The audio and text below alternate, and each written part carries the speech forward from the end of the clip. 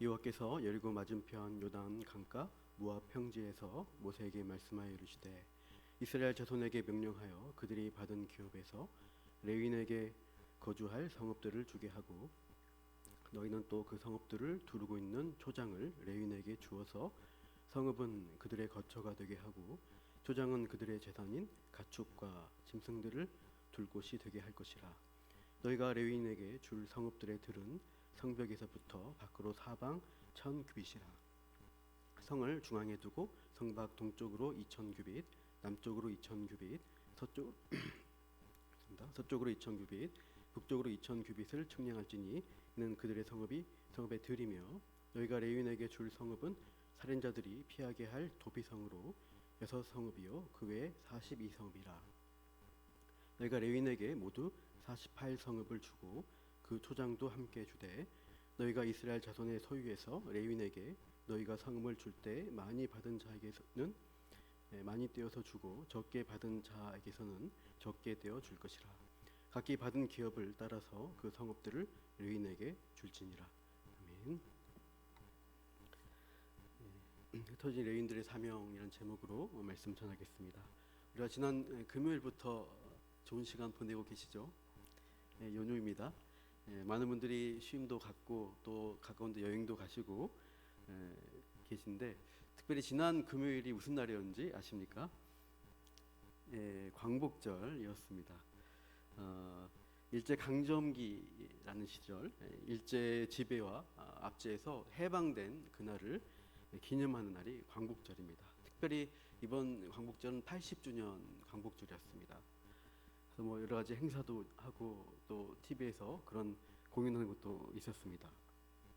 80년 전 1945년 8월 15일에 일본 천황이 항복을 선언함으로써 우리나라가 자유를 얻게 되었습니다.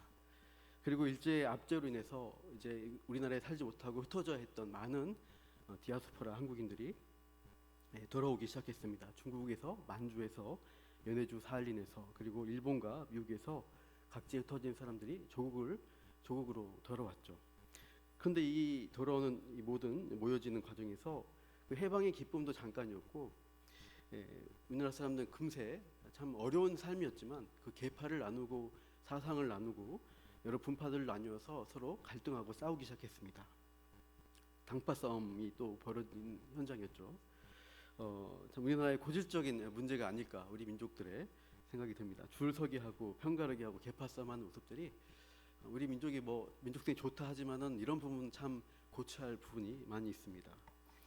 해방 직후에 그런 큰 대립과 갈등이 커져가는 시점에 그런 때 우리나라 초대 대통령을 역임했던 이승만 대통령이 독립운동가로서 이제 입국을 하게 됐습니다. 1945년 10월 17일에 환국 환영회를 열었습니다.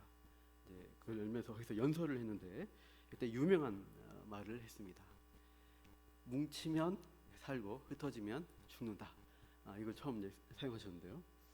그러니까 우리 민족들이 하도 싸움을 많이 하니까 함께 뭉쳐야지 우리가 이 혼란함을 잠재우고 이 나라 이제 바로 세울 수 있다라고 강조를 한 연설이었습니다. 분명 어떤 조직이나 어떤 사회나 공동체가 잘 세워지려고 한다면 그 구성원들이 잘 뭉쳐야 됩니다. 서로 함께하고 마음을 모아서 어떤 일을 하고 또 즐겁고 기쁘게 같이 지내면은 그 공동체는 잘 될 수 있죠. 교회 공동체는 예수님을 머리로 하고 있는 뭉치고 하나 되는 유기체적인 조직체입니다. 그래서 우리는 우리 몸과 같이 서로 긴밀하게 연결돼 있죠. 손가락, 발가락이 다 연결돼 있습니다. 손가락 꼬집으면은 온몸이 다 아프죠. 상처가 나면은 머리가 아픕니다. 그런 좀 연결돼 있는 조직이 되는 게 참 연결된 좋은 조직이라 할 수 있습니다. 그래서 우리가 뭉쳐야 하는 중심에는 늘 우리 머리 역할을 하신 예수님이 계셔야 합니다. 예수님과의 만남, 그분이 공급하시는 영적인 공급이 늘 우리에게 있어야 합니다. 이 공급하는 자리, 받는 자리가 바로 예배입니다. 예배를 통해서 우리가 더욱 예수님과 하나 되어지고 공동체도 서로 한 마음을 가질 수가 있습니다. 그러면 우리가 영적으로 살아나고 풍성한 생명을 누리게 됩니다. 그러니까 뭉치면 살고 흩어지면 죽는다. 이 명언이 맞습니다. 뭉치면 삽니다. 그런데 그냥 우리끼리만 뭉친다고 하면은 안 됩니다. 죄인인 우리끼리만 뭉치려고 애를 쓰다 보면은 무슨 일이 일어날까요? 콩가루 현상이 발생합니다. 뭉치려고 열심히 모였는데 결과 나중에 보면 서로 싸움 나고 막 흩어지고 막 화내고 나뉘어진 모습으로 그런 결과가 나오는 경우가 많습니다. 왜냐하면 다 자기 생각, 자기 신념, 자기 이익을 추구하면서 뭉치려고 하니까 콩가루가 될 수밖에 없습니다. 그래서 뭉치고 모일 때 그것을 모을 수 있는 어떤 중심점, 구심점이 반드시 필요합니다. 아까 말씀드린 대로 교회는 예수 그리스도여야 합니다. 예수께로 예배 가운데 서로 뭉치게 되면은 예수님으로부터 나오는 은혜가 우리에게 흘러오죠. 그래서 우리 영혼이 살아나고 우리는 온전한 연합의 자리로 나아갈 수가 있습니다. 한번 따라해 보실까요? 예배로 뭉쳐서 살자. 예수로 뭉쳐서 살자. 이 구약 이스라엘 공동체를 향해서 하나님은 이러한 뭉침, 연합, 하나됨을 의도하셨습니다. 민수기를 보시면 출애굽한 이스라엘 백성에게 그러한 어떤 공간적인 배치를 통해서 그렇게 뭉칠 것을 보여주신 내용이 있습니다. 민수기 2장에 따르면 이스라엘 진영 배치가 지도처럼 나올 텐데요. 그러니까 수백만 명의 많은 사람들이 모이는데 그 진영을 질서 있게 조직 있게 갖추었습니다. 민수기 2장에 한 가운데 보시면은 진영 가운데에는 하나님이 임재하시는 장소인 성막이 위치합니다. 그 성막을 중심으로 해서 제사장, 레위인들이 각 가문별로 해서 성막 주변에 사방에 배치되어 있죠. 그리고 더 큰 지파의 배치로 3개 지파씩 동서남북 사면에 배치하고 있습니다. 이스라엘 진영을 봐도 어떤 의도로 이렇게 이들을 모으신 건지를 알 수 있습니다. 하나님 중심으로 성막 중심으로 모여야 된다는 것을 의도하고 있죠. 예배 받으실 하나님을 중심으로 모이고 뭉쳐야 우리는 잘 살 수 있는 공동체다. 이것을 알려주는 그림입니다. 이 성막 위에 구름 기둥이 움직이면 이제 전부 다 짐을 싸서 이 공동체가 함께 이동하기 시작합니다. 그 구름 기둥이 어느 장소에도 멈추게 되면은 다시 그 중심에 성막을 세우고 주변에 저렇게 둘러서 지파별로 자리를 차지하는 것이죠. 삶의 모든 기준을 하나님께 두고 하나님을 향해서 살아가도록 이 광야 교회 공동체로 살아가도록 요구하신 겁니다. 그런데 이들이 가나안 땅에 들어가게 되면서 이스라엘 12지파들은 각기 자기 지파의 땅, 기업을 분배받아서 자기 땅에 흩어져 살게 되었습니다. 물론 예루살렘 성전을 중심으로 해서 중요한 절기에는 모두 모여서 함께 예배하도록 말씀을 요구하셨지만 그러나 이제는 광야에서처럼 한 민족으로 몰려 다닐 수가 없게 됩니다. 가나안 땅에서의 사명은 분배받은 자기 영토 그것을 관리하면서 그 기업을 하나님 뜻에 합하여서 변화시켜 나가는 일을 하는 것입니다. 그들의 일상은 받은 기업을 잘 꾸리고 관리하고 하나님 나라가 확장되는 사명을 수행하는 것이죠. 그런데 그 지파 가운데 그들의 구심점이 될 수 있는 특별한 한 지파의 사람들을 하나님이 세우십니다. 바로 오늘 본문에 나오는 레위인입니다. 이 레위 사람들은 가나안 땅에서 자기 지파만의 땅, 기업을 분배받지 않습니다. 민수기 18장 24절에 보시면 같이 읽어볼까요? 이스라엘 자손이 하나님 여호와께 거제로 드리는 11조를 레위인에게 기업으로 주었으므로 내가 그들을 대하여 말하기를 이스라엘 자손 중에 기업이 없을 것이라 하노라. 레위인에게는 기업이 없다고 하십니다. 그들이 살 수 있는 거주지와 가축을 키울 수 있는 목초지가 주어지지 않는다는 말씀입니다. 그런데 오늘 본문 보시면 하나님은 이 레위인에게 그들에게 주어져야 할 거주지에 대해서 말씀하시는 장면이에요. 본문 2절 35장 2절 3절 다 같이 읽어볼까요? 2절 3절입니다. 시작. 이스라엘 자손에게 명령하여 그들이 받은 기업에서 레위인에게 거주할 성읍들을 주게 하고 너희는 또 그 성읍들을 두르고 있는 초장을 레위인에게 주어서 성읍은 그들의 거처가 되게 하고 초장은 그들의 재산인 가축과 짐승들을 둘 곳이 되게 할 것이라. 그러니까 각 지파가 이미 받은 기업 가운데서 레윈에게 거주할 성읍들을 떼어주라는 얘기입니다. 그 성읍을 두르고 있는 또 초장도 주라고 말씀하십니다. 그러니까 이 그들이라 나오는 다른 12지파입니다. 그들이 받은 기업은 앞에 34장인데요. 거기에 나오는 가나안 땅 각 지파의 기업을 가리킵니다. 34장에서는 이스라엘 민족이 들어갈 가나안 땅의 경계에 대한 지리적 설명을 쭉 하고 있습니다. 동서남북 경계에 대해서 말씀을 하시고 34장 19절 이후에는 그 땅을 분배받을 각 지파의 대표자 이름이 쭉 나오고 있습니다. 19절에서 29절까지 보니까 총 10개 지파가 나오고 있는 것을 볼 수 있는데 14절에 보시면 앞에 14절 보시면 루벤 갓 지파가 요단 동편에서 기업받은 것을 말씀하십니다. 이렇게 해서 연결하면 총 12개 지파의 기업 분배가 민수기 34장에 나오죠. 그런데 이 이름들 중에 레위 지파의 대표자 이름은 찾아볼 수가 없습니다. 우리가 이스라엘 12지파라고 공식처럼 말하고 있는데 엄밀하게 따지면은 13지파입니다. 야곱의 12아들이 이스라엘 12지파를 이룬다고 하는데 요셉의 두 아들 므낫세와 에브라임 이들이 두 지파를 이루게 되면서 사실상은 13개 지파가 이스라엘의 지파입니다. 이 13개 지파 중에 레위 지파만 기업을 받지 못하는 자기만의 땅을 받지 못하는 특별한 케이스로 두십니다. 그러니까 레위 지파는 땅을 분배받지 않음으로써 땅에 속한 일을 보다는 하나님의 일을 행하는 일꾼으로 귀속된 것이죠. 민수기 18장 20절 말씀을 제가 읽어볼게요. 여호와께서 또 아론에게 이르시되 너는 이스라엘 자손의 땅에 기업도 없겠고 그들 중에 아무 분깃도 없을 것이나 내가 이스라엘 자손 중에 내 분깃이요 내 기업이니라. 그러니까 이스라엘 지파의 기업은 땅이 아니라 어떤 물질이 아니라 하나님 자신이 기업이 되어 주시겠다라고 말씀하시고 있어요. 이스라엘 자손 중에 레위의 분깃이 바로 나다 이 얘기입니다. 여러분 궁극적으로 우리의 기업은 사실상 하나님입니다. 이 땅에서 어떤 좋은 아파트 넓은 땅 얻고 평생 만년 살 수가 없습니다. 언젠가 죽습니다. 성경이 약속한 땅은 하늘에 있죠. 근데 그 하늘은 장소라기보다는 하나님과 함께하는 것을 의미하고 있습니다. 하나님께 뿌리박고 사는 우리가 하늘 시민이고 하늘 공동체입니다. 우리의 뿌리는 여기 있는 게 아니라 하늘에 있습니다. 저는 이 부분을 보면서 아브라함에게 약속하신 말씀이 연상이 되었습니다. 창세기 15장 1절 말씀입니다. 같이 읽어볼게요.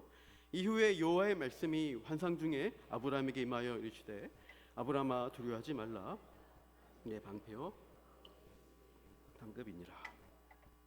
이렇게 하나님이 내가 너의 상급이다, 내가 너의 방패다, 내가 너 기업이다라고 말씀하시는 장면이죠. 아브라함은 두려웠습니다. 왜 두려웠냐면 15장 바로 앞에 14장에 보면 어떤 사건이 있었는가를 살펴볼 수 있는데요. 창세기 펴보셔도 됩니다. 저는 말씀드릴게요. 메소포타미아의 4개국 도시국가 왕들이 연합해서 가나안 땅에 쳐들어왔습니다. 그래서 가나안의 도시국가 왕들이 피지배 도시국가들이었는데 이들이 반역을 했던 것이고 그래서 전쟁을 벌이게 되는데 메소포타미아의 연합군이 승리를 거두게 되죠. 그래서 패배한 이 가나안 도시들은 약탈을 당하고 포로들로 그 거주민들은 포로로 잡혀갑니다. 이때 소돔에 살던 아브라함의 조카 롯도 사로잡혀 갑니다. 이 소식을 듣고 아브라함은 318명의 집에서 키운 종들 군사를 끌고 야습을 감행해서 이 메소포타미아 연합군을 쳐부수고 조카 롯과 소돔의 많은 사람들 재물들을 다시 도로 찾아옵니다. 이때 살렘왕 멜기세덱은 아브라함을 축복하고 하나님의 이름을 높입니다. 그러자 아브라함은 왕이자 하나님의 제사장이었던 멜기세덱에게 11조를 드리죠. 이렇게 하나님을 향해서 어떤 그런 모습들이 있는데 정작 그 소돔의 백성들을 구해온 이 소돔 왕은 아주 고압적인 모습을 보여주는데요. 창세기 14장 21절에 보면 이렇게 말하죠. 소돔 왕이 아브라함에게 이르되 사람은 내게 보내고 물품은 내가 가져라. 사람은 나한테 보내고 물품은 다 가져라. 네가 다 이제 획득해 온 거니까 하면서 그러니까 자기 나라 사람을 구해 줬으면 엄청나게 감사하고 참 살해해야 되는데 수고했다, 정말 고맙다 이런 말 한마디 없이 물건이나 가져가고 넌 떨어져라 이런 식의 굉장히 무례한 태도를 보였습니다. 그러니까 아브라함은 어떻게 합니까? 14장 23절에 보시면 내 말이 내가 아브라함으로 치부하게 하였다 할까 하여 내게 속한 것은 실오락이나 들매끈 한 가닥도 내가 가지지 아니하리라. 그러니까 네가 부자라서 이렇게 잘난 체하냐?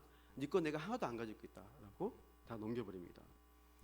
그러니까 이런 배경에서 아브라함은 큰 전쟁을 수행하고 나서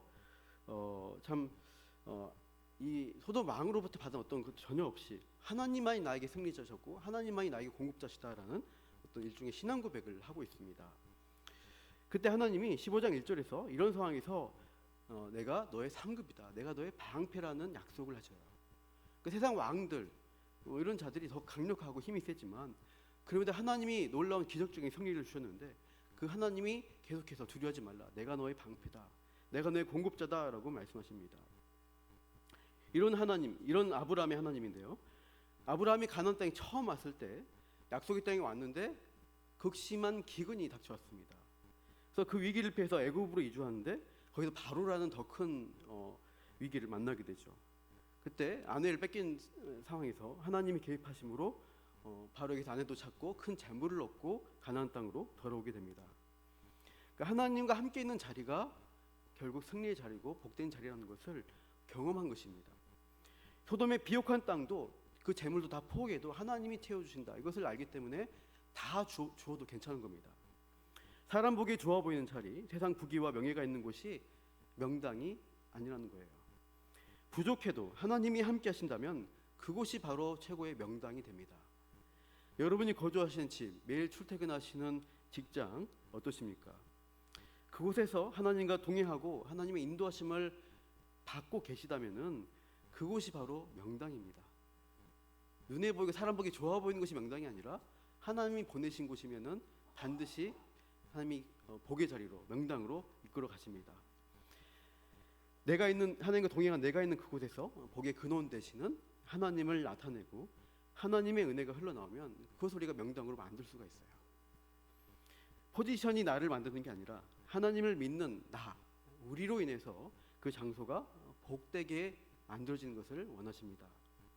이것을 오늘 본문에 흩어진 레위인들이 받은 사명을 통해서 명확하게 알 수 있습니다. 레위 지파는 오늘 본문에 나온 대로 나머지 다른 지파들에게서 거주할 성읍들을 공급을 받아야 했습니다. 본문 7절 말씀인데요, 35장 7절을 읽어볼까요? 너희가 레위인에게 모두 48성읍을 주고 그 초장도 함께 주되. 48개의 성읍과 그 딸린 목초지, 초장을 12지파들에게서 받아야 한다고 숫자까지 구체적으로 언급하고 계십니다.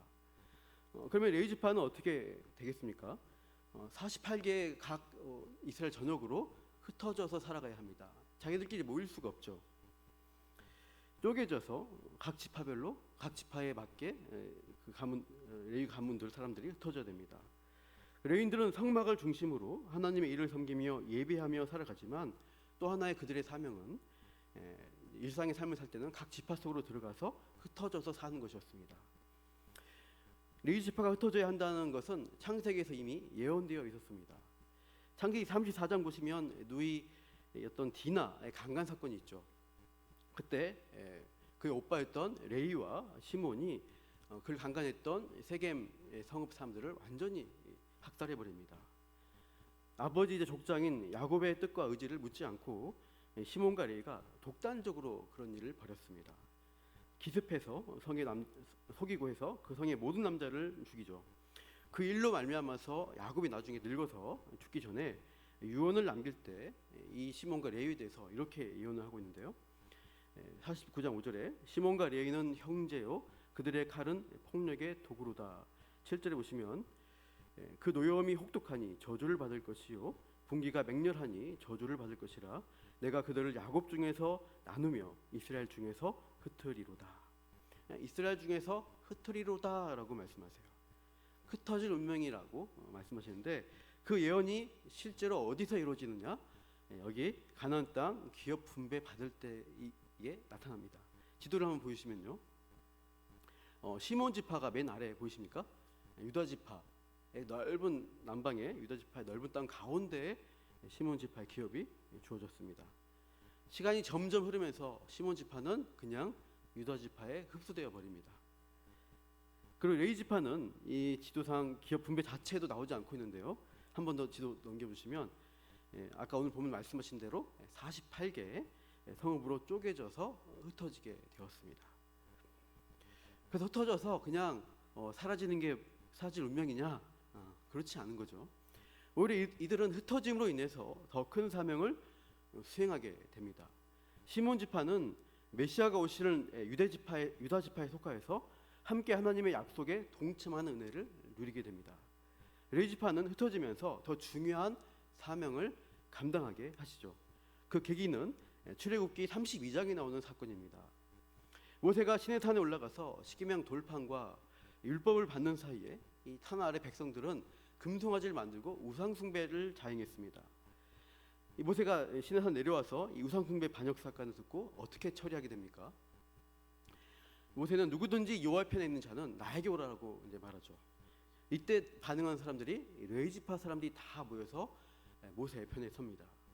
그리고 그들은 모세의 명령대로 허리에 칼을 차고 이스라엘 진영을 왔다 갔다 하면서 그의 형제와 그의 친구와 이웃들을 죽이는 하나님의 심판을 대행합니다.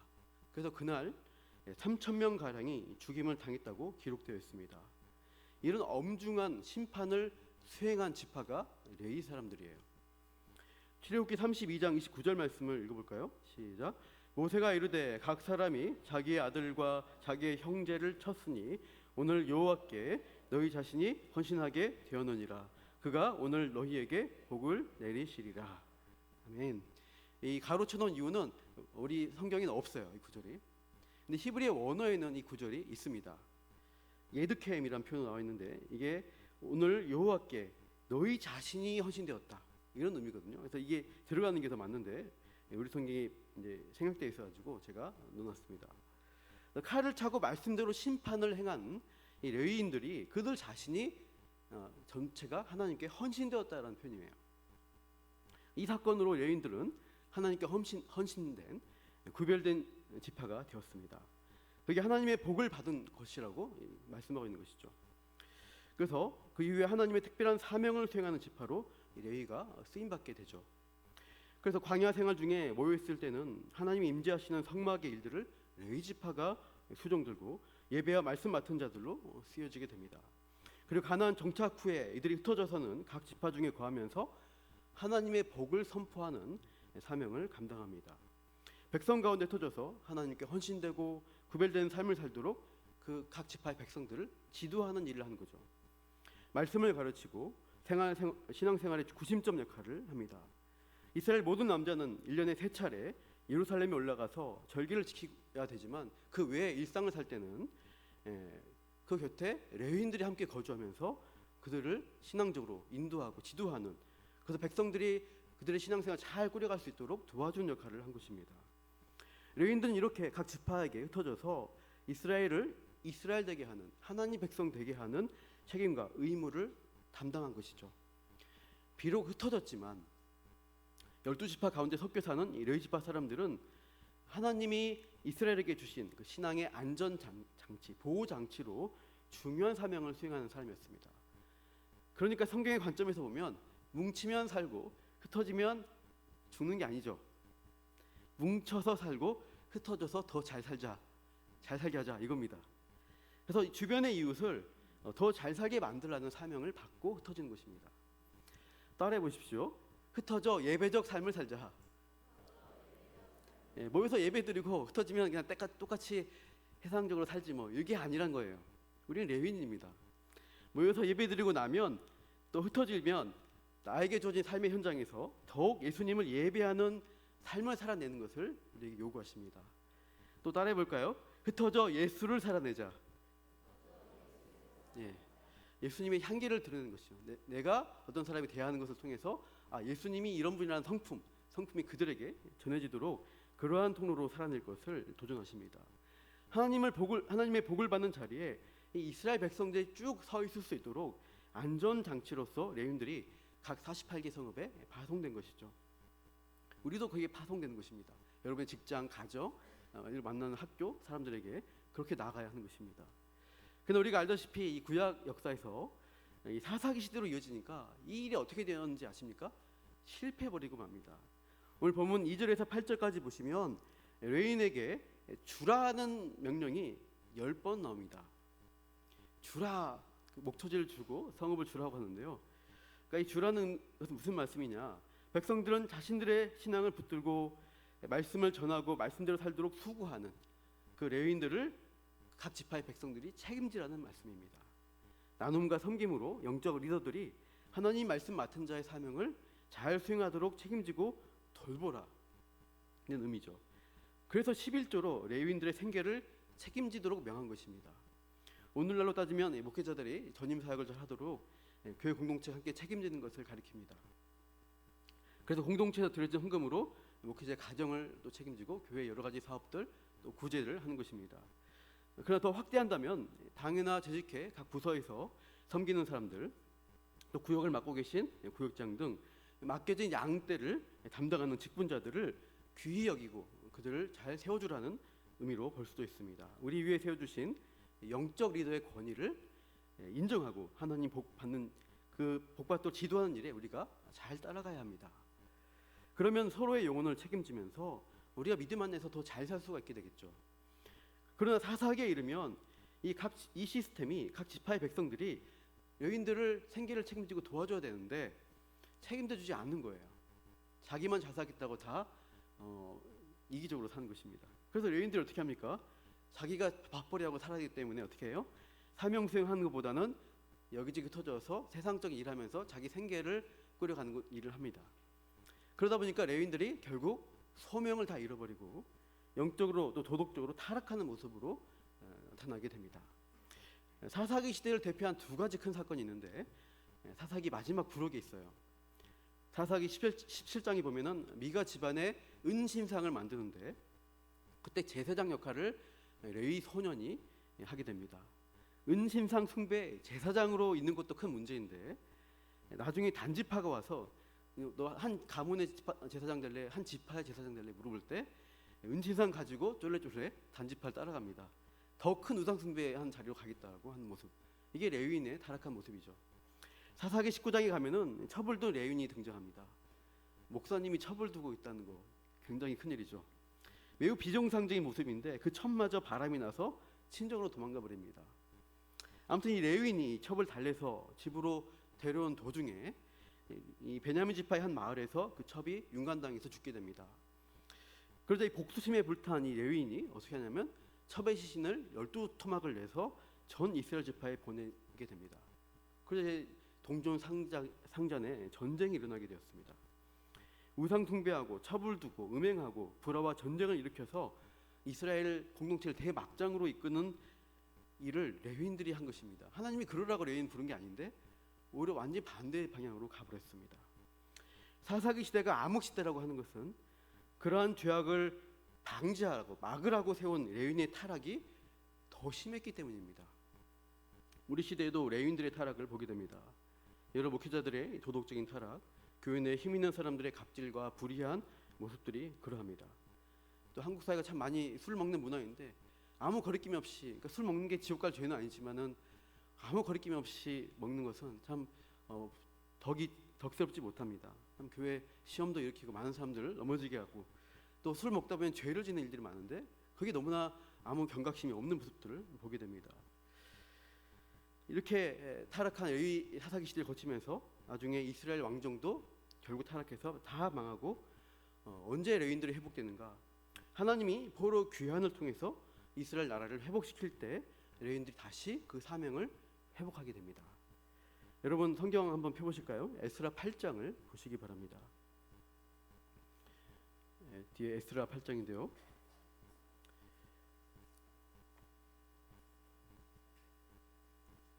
제가 가진 성경은 719면에 있네요. 에스라 8장 보시면 2차 포로 귀환할 때 에스라가 예루살렘으로 돌아가려고 할 때 이런 일이 있었죠. 에스라 8장 15절 말씀 한번 같이 읽어보겠습니다. 찾아보시고 에스라 8장 15절 721면입니다.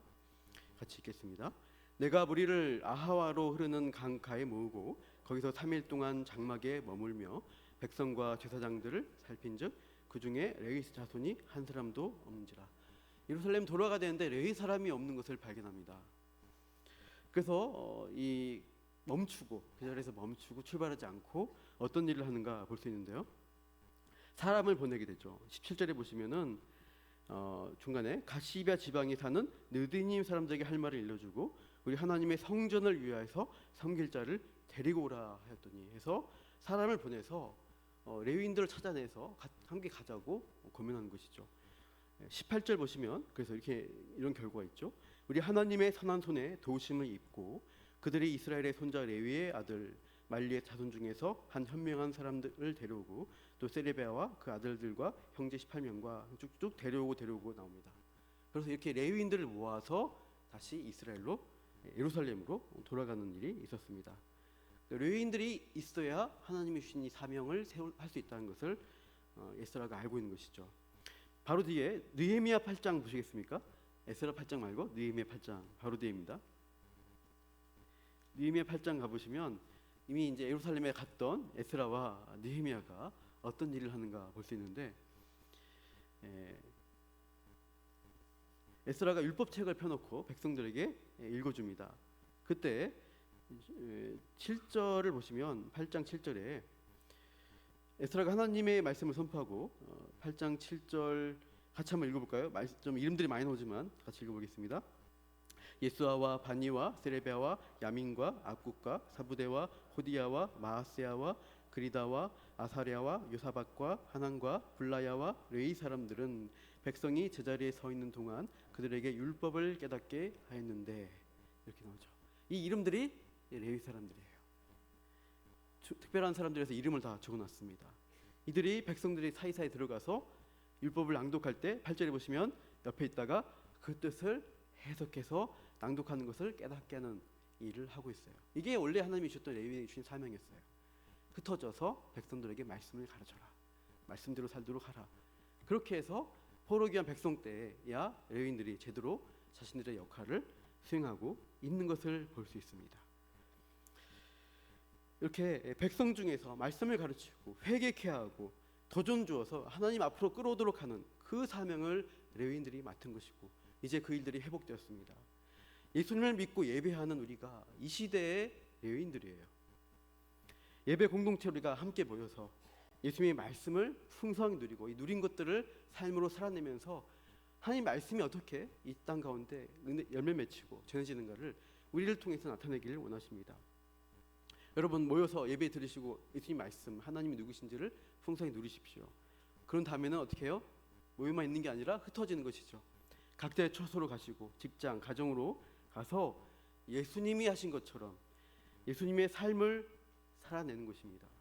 그럴 때 우리를 통해서 이 생명의 복음이 전해지고 죽은 사람들이 살아나게 됩니다.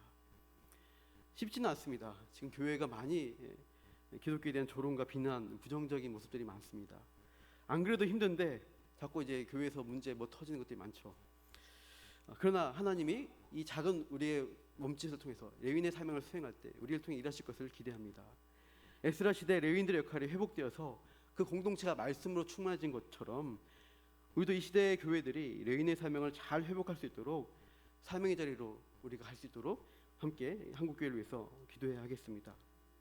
우리도 각자의 48개 성읍으로 흩어질 때마다 레위인의 사명을 기억하고 가정과 이웃에게 선한 영향력을 끼치는 자로 쓰이게 해달라고 기도하며 이번 한 주간도 그렇게 살아내시기를 축원합니다. 마지막으로 한번 따라해 볼까요? 뭉치면 예수로 살고 흩어지면 예수로 더 잘 살자. 예, 아멘. 제가 기도하겠습니다.